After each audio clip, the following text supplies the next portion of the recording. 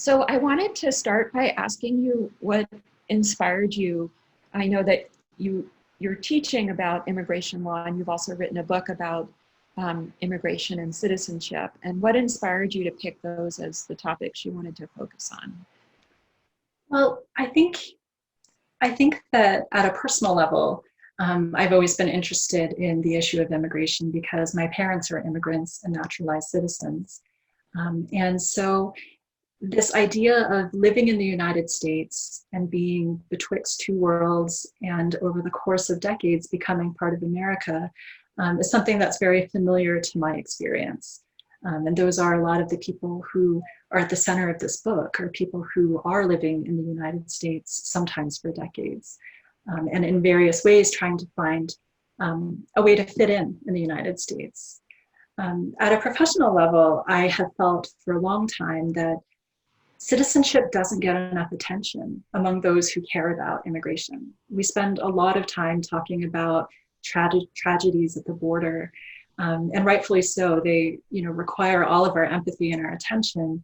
But there are also a lot of struggles that are happening inside the borders with immigrants who are still trying to find their way. And that was a lot of the inspiration for this book, is to talk about how it is to try to find that path to citizenship inside the US. Well, I want to sort of dig into what you just said in a little more detail, because your book is so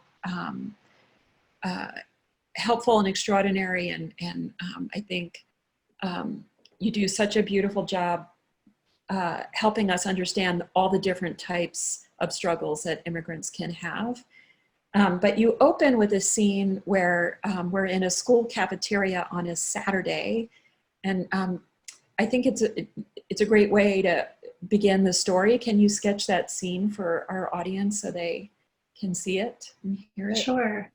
So the opening scene in the book is from a high school in Aurora on a Saturday afternoon, where nearly 100 people have gathered to fill out their N-400s, or the application that you file with the government for naturalized citizenship. And myself and a group of research assistants, I actually think I'm seeing one or two research assistants in the participant list here. We went to talk with some of the immigrants who were there about why they were there. If you've ever seen the application form for naturalization, it's about 20 pages long, and it's gotten longer in the last 4 years. And one question that is not on that form is, why do you want to become a citizen? And that's the nature of the questions that we wanted to ask about. One thing that I found was really interesting, though, as we kept going back to these citizenship drives month after month, is that the lines kept getting longer. And that continued to be true even as we were getting too close to the election for people to be able to become citizens and vote. And so that to me was really curious. And that got me thinking about why it is that so many people were wanting to be citizens now. Yeah, and I found that really fascinating. So as somebody who naturalized myself at 21, I filled out that form, but it was not so difficult decades ago when I sought citizenship myself. But why do you think the lines were so long and so many people were in the cafeteria despite the difficulties of the form itself and the process? Well, I think that a lot of people were there because they felt that they could no longer afford not to be there. To be clear, a lot of the people at this naturalization drive had been eligible for citizenship for 10, 15, 20 years. And so it wasn't that they had waited and the day finally came. It was that they had felt that they could live a pretty good life in the United States, being almost citizens, because they had their green card. And I think there was a shift in the climate that made many of them kind of wake up and feel like the lack of citizenship really was keeping them from having the kind of full life they wanted. And so in the book, I talk about this idea of defensive citizenship. And Yeah, I think can you explain? I like that term. It's really helpful. Can you explain what that is? Sure. The idea is, it came to me from one of the interviews I did with a Latino immigrant. And she was saying that she felt she needed to get her citizenship as an insurance policy. And we were talking just at the beginning of 2017, not long after the Muslim travel ban had been issued in its first iteration. And it was fascinating to me that she said that, because on the one hand, of course, you could understand why an immigrant might feel insecure or worried about whether their lives were stable when you see such a big policy change on the news. On the other hand, this was a Latino woman who had been in the country for 20 years on a green card. And so, both by national origin and by the length of time that she had been in the United States and that she already had a green card, she wasn't in any direct danger of being excluded from the country. And so what I got from her was this sense that she felt that having the green card was necessary not only to deflect a threat to herself, but because simply being an immigrant wasn't a sure bet anymore. And so in that sense, it became a protective strategy. Right. And those feelings that she had, you come up with another term that I thought was very telling. I think you call it citizenship insecurity to describe the way she felt. Right. I mean, that was the term that came to mind. Status insecurity was another way of putting it. Status anxiety, but that kind of already has a different meaning. But it seemed to me that, in the book, I interview many different kinds of immigrants in at least 6 different legal categories. And there are many, many different stories. But what I thought when I stepped back from all the interviews and started writing the book, I was amazed that there was this shared experience of feeling insecure, whether you had a green card or a temporary visa or DACA. Right. So you're alluding to the fact that you define citizenship differently than how I'm used to thinking about it. And I really liked the way that you were sort of redefining the idea. I'm used to thinking of citizenship as binary. It's you have it or you don't. And you're defining it instead as a spectrum. Can you explain the different categories in that spectrum that you're talking about in the book? Sure. I think this is actually a really important way to think about citizenship really expansively. And I think you're not alone. In fact, I think immigration lawyers help to reinforce the idea that there is a binary. And so you're either a citizen or you're not, or you're an immigrant or you're not. And in reality, under the law, there are so many different ways that someone can belong in the United States. And so, I have in the book examples of people who are at the green card stage, as we've been talking about. So they have met all of the requirements for citizenship and just have to file that final form. There are international students and high-tech workers, we have many in Boulder, who are on temporary work visas. And there are refugees, and there are vets, and there are undocumented immigrants, some of whom have the Deferred Action for Childhood Arrivals or DACA visa. And so there's a range of immigrants that way, and people don't spend all of their time in one place. They can move forward and backward on that spectrum over time. I think that in addition to the legal describing, which is essentially formal citizenship, right? Whether or not you do have one of these legal statuses, there's also this dimension of belonging, of substantive citizenship. And some of that is about social belonging, feeling like you are American. Some of that can be economic belonging, whether or not you feel you have economic stability, you can do the kinds of work that you're trained to do. And some of that, as well as political belonging, whether you feel empowered and feel that your voice will count. And immigrants, I think, can be high in formal citizenship and low in substantive citizenship, or in the case of a lot of the dreamers I talked with, many of them are low in formal citizenship because they don't have a pathway to citizenship, and but for DACA, they don't have a legal status in the United States. On the other hand, most have lived their entire lives in the United States. They speak the language, their friends are in America, they may not even have strong relationships outside the United States. And so in that sense, substantively, they're very much American. How would you describe refugees in terms of formal citizenship and substantive citizenship? Well, I think in terms of formal citizenship, refugees, once they come to the United States, have very high formal citizenship. They're coming with a predetermination that they're allowed to be in the United States, and that once they're here, they have a clear pathway to citizenship.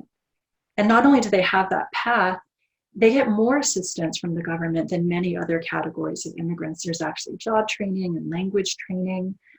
You get assigned a social worker who helps you through this process.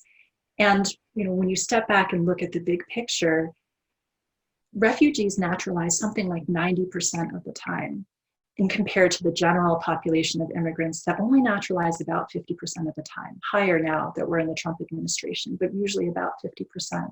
So in terms of formal citizenship, refugees are very, very stable. But in terms of substantive citizenship, many of the refugees said that they never felt that they would be American. And some of them never even felt that they would be immigrants. They felt very specifically like they belonged to a category of being a refugee. And I don't know if you remember this one story about someone who said that she felt so happy to be a refugee because she was finally a legal person after being stateless for so many years. Right. And yet at the same time, she said that she still, while grateful to America, didn't actually feel American. What really struck me in talking with such an array of immigrants was how much their experience intersected with being from different parts of the world, speaking different languages, having different skin colors. And I think in particular for a lot of the Latino immigrants, they felt that they needed that green card in order to provide a second set of documents. One that showed not only that they were allowed to be in the United States, but that they were allowed to be in the inner circle of the United States. But some of the stories I did think were interesting, and maybe this is a reflection of time more than it is a reflection of races. I remember a lot of the interviews with white Canadian tech workers. And there were several of them. There's a Bob and a Rob in the book who are both white Canadians, and I don't know if they each know which one they are in the book. But one gentleman I spoke with talked about how he too felt the travel ban was a wake-up call. And it was this idea that, again, he also had lived in the United States for decades. I think he had come originally as an F visa, as an international student, and had transitioned in and out of several legal visas before becoming a green card holder, was married to a US citizen, had children that were US citizens. And on the day we met, he had actually filled out the application and was deciding whether or not to submit it. What I love about your book is that it's not partisan and it's not reactive. And yet I think you do acknowledge the effect. You have great compassion and you really acknowledge the effect upon everyone of the changing climate, which you call the enforcement bias. Can you talk about that, what that is? Right. So, my interest is not only about what it's like to pursue citizenship at all times, but in this time, right? And when I talk about that enforcement era, I'm talking about a period of at least 30 years.